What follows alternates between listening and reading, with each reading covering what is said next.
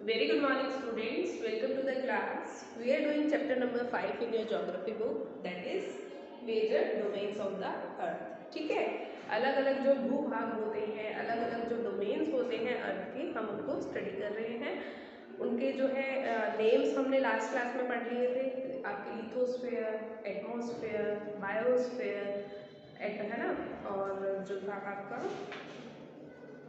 Hydrosphere, इन सबको जो है हमने ब्रीफ में थोड़ा सा स्टडी किया था लास्ट क्लास में, और डिटेल में हम लिथोस्फीयर को पढ़ चुके हैं कि लिथोस्फीयर क्या होता है। लैंड का वो पोर्शन जो कि सॉलिड क्रस्ट का बना हुआ होता है, रॉक से बना हुआ होता है, सॉइल की एक लेयर होती है ऊपर, ठीक है, और उस सॉइल में जो है क्या होता है, it contains nutrient elements which sustain organisms, ठीक है, छोटे छोटे जीव जंतु कीड़े मकोड़े इस मिट्टी में पाए जाते हैं और न्यूट्रिएंट्स पाए जाते हैं, ठीक है। इसके अलावा हमने देखा था कि अर्थ का जो सरफेस है उसको हम दो भागों में डिवाइड करते हैं। एक होता है हमारा कॉन्टिनेंट्स और दूसरा होता है ओशियन बेसिन, ठीक है। कॉन्टिनेंट्स हमने देखे थे यहाँ पे, है ना, कि कौन कौन से हमारे कॉन्टिनेंट्स हैं, और ओशंस जो है वो एक दूसरे से जुड़े हुए हैं। अलग अलग जो हमारा जो महासागर है, समुद्र है, उनको हमने देखा था, ठीक है। हाईएस्ट पीक माउंट एवरेस्ट, जिसकी हाइट है 8,848 मीटर्स, और जो ग्रेटेस्ट डेप्थ है वो कहाँ पे है, मरीना ट्रेंच में 11,022 मीटर्स डाउन, ठीक है, जो कि है पैसिफिक ओशन में, ठीक है। ये सब हम स्टडी कर चुके हैं। आज हम जो है कॉन्टिनेंट्स के बारे में स्टडी करेंगे। So open your geography book, page number 32, continents. There are 7 major continents. Picture में देखेंगे हम, देखो आपको बोला है कि मेजर जो है 7 कॉन्टिनेंट्स हैं। कौन कौन से हैं वो 7 कॉन्टिनेंट्स, देखते हैं हम। पहला है नॉर्थ अमेरिका, दूसरा है साउथ अमेरिका, तीसरा अफ्रीका, चौथा यूरोप, पांचवा एशिया, छठा ऑस्ट्रेलिया, सातवां अंटार्कटिका, ठीक है। ये कितने ओशियन हो गए आपके, नो सॉरी, कितने कॉन्टिनेंट्स हो गए आपके, 7 कॉन्टिनेंट्स, ठीक है। इन सब के आपको नेम्स लर्न होने चाहिए। These are separated by large water bodies. अब देखो सेपरेटेड मतलब इनके बीच में क्या है, कैसे ये एक दूसरे से अलग है, बड़ी बड़ी वाटर बॉडीज से। देखो इन दोनों के बीच में भी पानी है, यहाँ पे भी पानी है, इधर भी पानी है ना, तो इनको कौन सेपरेट कर रहा है एक दूसरे से, बहुत बड़ी बड़ी लार्ज जो वाटर बॉडीज हैं वो इन कॉन्टिनेंट्स को एक दूसरे से अलग करती है, यानी कि इन कॉन्टिनेंट्स के बीच बीच में ये महासागर यानी कि ओशियंस पाए जाते हैं, बड़ी बड़ी वाटर बॉडीज पाई जाती हैं, ठीक है। सीज हैं, ओशियंस हैं, जो इनको कॉन्टिनेंट्स को सेपरेट करते हैं एक दूसरे से, क्लियर।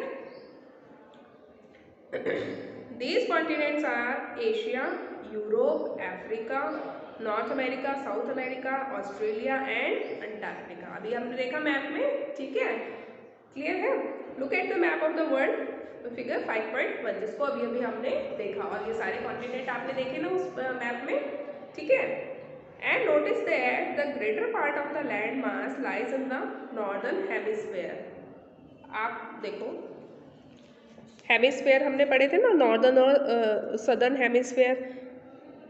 कहाँ है हमारा नॉर्दर्न हेमिस्फेयर, देखो ऊपर वाला पार्ट जो होता है हमारा इक्वेटर के, नॉर्दर्न हेमिस्फेयर, नीचे वाला सदर्न हेमिस्फेयर। तो आप देखोगे कि ज़्यादातर जो लैंड मास है वो देखो इक्वेटर के ऊपर है ना, यानी कि कहाँ पे है, नॉर्दर्न हेमिस्फेयर में है। नॉर्दर्न कौन सा पार्ट होता है, ये ऊपर वाला पार्ट, ठीक है।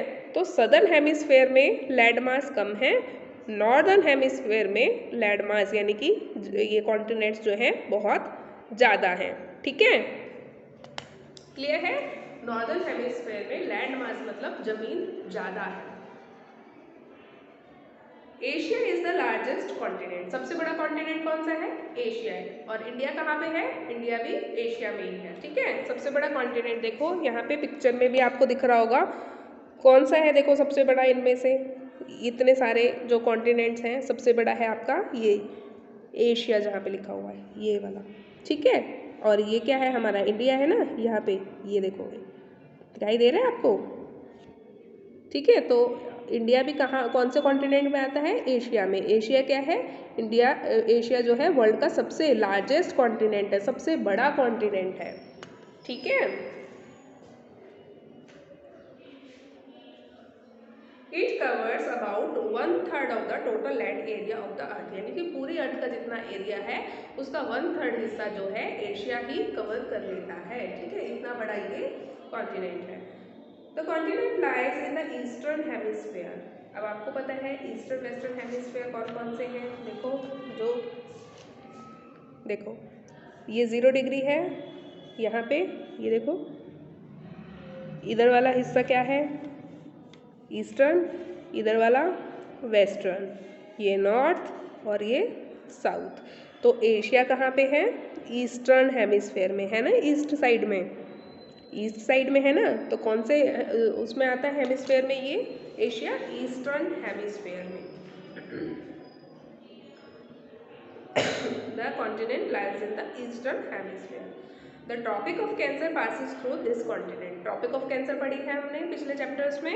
देखो एशिया में से कौन सी ट्रॉपिक जा रही है? देखो ये है आपका एशिया, और ये देखो इक्वेटर है, ये वाली लाइन जो है ये इक्वेटर की है, नीचे 0 डिग्री पे, ध्यान से देखेंगे ये 0 डिग्री पे इक्वेटर है, और इक्वेटर के ऊपर ये लाइन जो है आपकी ये होती है ट्रॉपिक ऑफ कैंसर, ये आपकी है ट्रॉपिक ऑफ कैप्रिकॉर्न। एशिया में से कौन सी जा रही है? दिस इज, ये देखो ये वाली ट्रॉपिक ऑफ कैंसर। ठीक है, तो ट्रॉपिक ऑफ कैंसर जो है वो एशिया से पास होती है। Clear? Asia is separated from Europe by the Ural mountains on the west. अब एशिया जो है यूरोप से कैसे अलग है?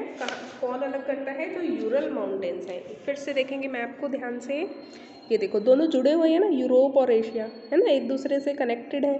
लेकिन ये जो यूरल माउंटेन्स है ना, उससे इधर वाला पोर्शन तो यूरोप का है और इधर वाला पोर्शन एशिया का है। तो जो यूरल माउंटेन्स हैं ये, ठीक है, इन माउंटेन्स का नाम क्या है? Ural mountains. ये जो है एशिया को यूरोप से अलग करते हैं। ठीक है, ध्यान से देखें, यूरल माउंटेन्स, ये आप अपनी बुक में देखो आपको और ज़्यादा क्लियर नज़र आएगा। ये एशिया को यूरोप से अलग करते हैं।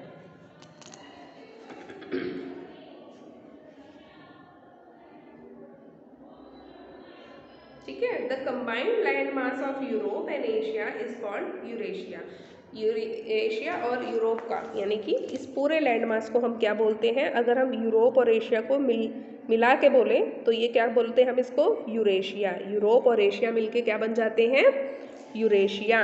ठीक है, वैसे तो ये दो अलग अलग कॉन्टिनेंट्स हैं, एक है यूरोप और एक है एशिया।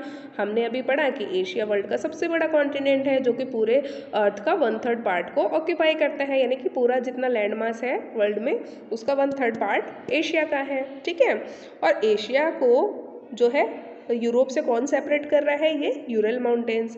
वैसे तो दोनों जुड़े ही हुए हैं, ठीक है, तो इनको कंबाइंड, इस यूरोप और एशिया को कंबाइन करके हम क्या नाम देते हैं? यूरेशिया। ठीक है स्टूडेंट्स, दोनों को कंबाइन करके हम क्या बोलते हैं? दोनों जब हम कॉन्टिनेंट्स को जोड़ देते हैं तो इनको हम बुलाते हैं यूरेशिया, यूरोप प्लस एशिया। ठीक है, अब एशिया के बारे में आपने देखा, वर्ल्ड का लार्जेस्ट कॉन्टिनेंट है। अब हम देखते हैं दूसरे कॉन्टिनेंट को, यूरोप को। Europe is much smaller than Asia. अभी देखा हमने यूरोप तो बहुत छोटा है एशिया से, है ना। मैप में देखो दोबारा से, Europe is much smaller than Asia, Asia से काफ़ी ज़्यादा छोटा है। The continent lies to the west of Asia. East west याद रखेंगे सभी स्टूडेंट। ठीक है, अब एशिया यहाँ पे है, एशिया के वेस्ट में, इधर वेस्ट है ना। देखो आप अपने साइड से देखोगे तो आपको समझ में आएगा। देखो ईस्ट और ये वेस्ट होता है, इधर ईस्ट, इधर वेस्ट, इधर नॉर्थ, इधर साउथ। ठीक है, तो ईस्ट में एशिया है, ईस्ट के एशिया के वेस्ट में जो है यूरोप पड़ता है। ठीक है,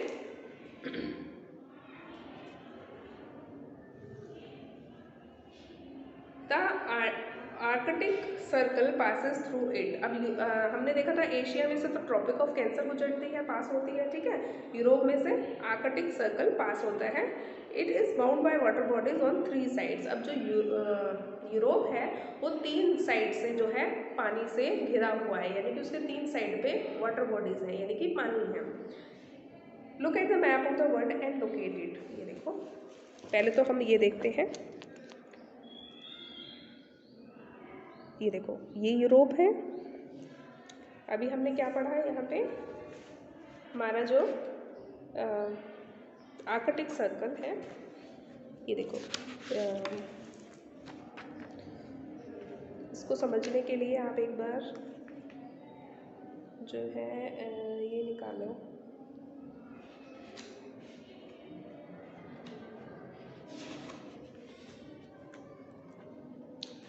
ग्लोब वाला चैप्टर हमने पढ़ा था, सेकंड चैप्टर, इसको निकालो, पेज नंबर 11, पेज नंबर 11 निकालेंगे। ये देखो, अभी इसको रिवाइज करते हैं एक बार फिर से। देखो लैटिट्यूड्स और जो हमारे हीट जोन्स हैं इम्पॉर्टेंट, देखो बीच में होता है 0 डिग्री, 0 डिग्री पे होता है इक्वेटर, ठीक है। 0 डिग्री पे क्या होता है, इक्वेटर। 23.5 डिग्री नॉर्थ की साइड जब हम जाते हैं, नॉर्थ कहाँ पड़ेगा, ऊपर की साइड, तो ये क्या आ जाता है, ट्रॉपिक ऑफ कैंसर आ जाता है आपका, ठीक है। अगर हम 0 डिग्री से साउथ में जाते हैं 23.5 डिग्री साउथ में, तो क्या आता है, ट्रॉपिक ऑफ कैप्रिकॉर्न, यानी कि ये हिस्सा ट्रॉपिक ऑफ कैंसर है 23.5 डिग्री नॉर्थ पे, और ये हिस्सा जो है tropic of tropic of cancer है, और ये है ट्रॉपिक ऑफ कैप्रिकॉर्न साउथ में। उसके बाद क्या आता है आपका नीचे, देखो ये होता है आपका आर्कटिक सर्कल 66.5 डिग्री साउथ पे, कितने डिग्री पे, 66.5 डिग्री साउथ पे आपका आता है आर्कटिक सर्कल। आर्कटिक सर्कल से अंदर जो फ्रिजिड जोन है, यहाँ पे हमेशा बर्फ़ रहती है, ठीक है। और ये यहाँ पे क्या है, इस पॉइंट पे आपका है साउथ पोल। अब ऊपर आ जाओ इधर, ये क्या है आपका सेम यहाँ पे 66.5 डिग्री साउथ था, 66.5 डिग्री नॉर्थ में जब हम आएंगे 0 डिग्री से, तो ये होगा आपका आर्कटिक सर्कल।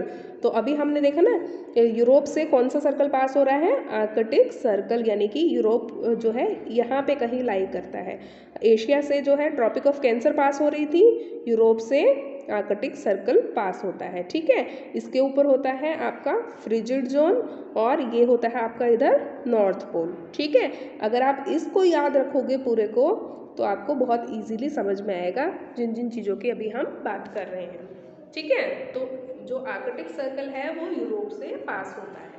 देखा आपने आर्कटिक सर्कल को, इसको याद रखेंगे। वापस आओ अपने चैप्टर में, ठीक है। अब ये साथ में ये भी कह रहे हैं, देखो यहाँ पे कहीं आर्कटिक सर्कल आपका पास हो रहा होगा यहाँ से, ठीक है, इस तरीके से, ठीक। तो यूरोप जो है देखो 1, 2 और 3 साइड से पानी से घिरा हुआ है। यहाँ तो ये एशिया से जुड़ा हुआ है इस साइड पे, एक साइड से, लेकिन बाकी जो 3 साइड है, एक ये साइड, एक ये साइड और ये साइड, ये तीनों ही पानी है, यानी कि यूरोप के तीनों साइड में जो है पानी है। Is that clear. 2 कॉन्टिनेंट्स के बारे में हमने स्टडी करा, एक एशिया के बारे में जो कि लार्जेस्ट कॉन्टिनेंट है, दूसरा यूरोप के बारे में। एशिया और यूरोप को मिला के हम क्या बोलते हैं, यूरेशिया, ठीक है। अब है Africa. Africa is the second largest continent after Asia. Africa क्या है, दूसरा सबसे बड़ा कॉन्टिनेंट है, दूसरा सबसे बड़ा महाद्वीप है, ठीक है। सबसे बड़ा एशिया है, सेकंड नंबर पे अफ्रीका है, जो कि कहाँ पे है, तो continent the equator of 0 degree latitude runs almost through the middle of the continent, यानी कि 0 डिग्री जो इक्वेटर का है वो बिल्कुल ऑलमोस्ट बीच में से जाता है, बीच में से पास होता है, किसके, अफ्रीका के। मैप में आ जाओ, फिर से देखेंगे मैप को, कहाँ है आपका अफ्रीका, ये है आपका अफ्रीका, ठीक है। तो देखो सबसे बड़ा एशिया है, सेकंड नंबर पे है अफ्रीका, और जो आपका 0 डिग्री इक्वेटर है ये है ना, देखो इक्वेटर, ये ऑलमोस्ट इसके बीच में से पास होता है इक्वेटर। ठीक है, ये रहा आपका इक्वेटर, इसको देखो लाइन को। ठीक है, clear.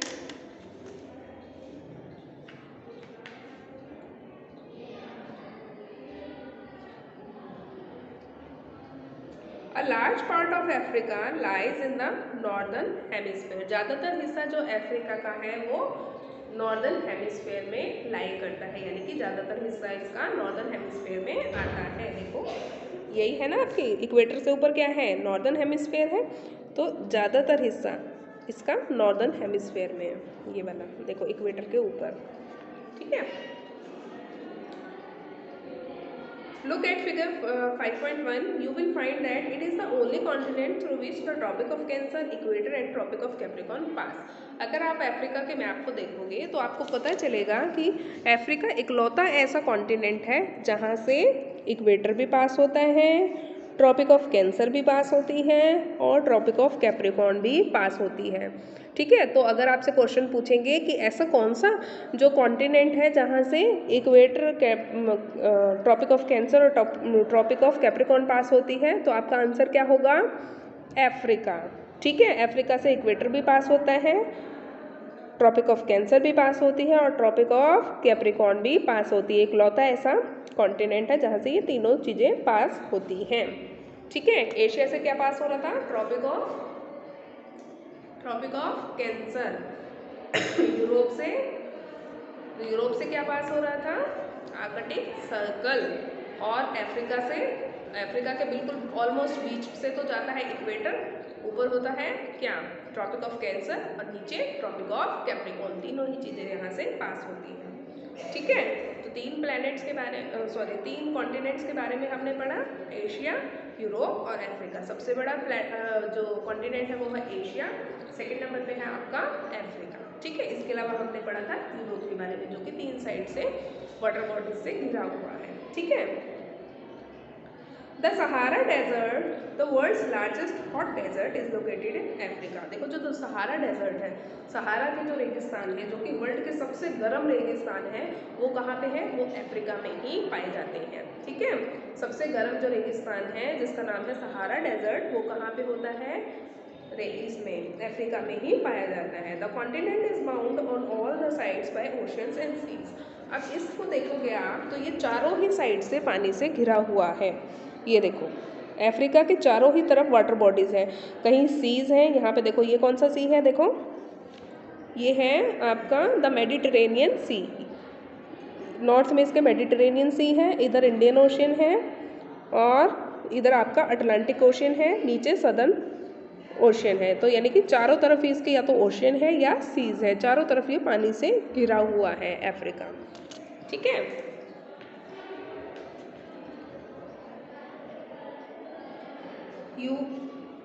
you will notice that the world's longest river, the Nile, flows through Africa।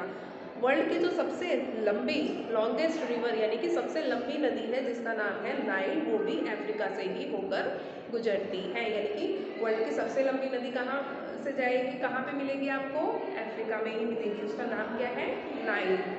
ठीक है, notice where the equator, the tropic of cancer and tropic of capricorn passes in the map of Africa. वो अभी हमने देखा है कहाँ कहाँ से गुजर रहे हैं, ये गुजर रहा है आपका बीच में से है इक्वेटर, ऊपर है ट्रॉपिक ऑफ कैंसर और नीचे है ट्रॉपिक ऑफ कैप्रिकॉर्न। तो क्या क्या फीचर्स है, एक तो यहाँ पे सहारा डेजर्ट पाया जाता है, दूसरा यहाँ पे वर्ल्ड की लॉन्गेस्ट रिवर पाई जाती है नाइल रिवर।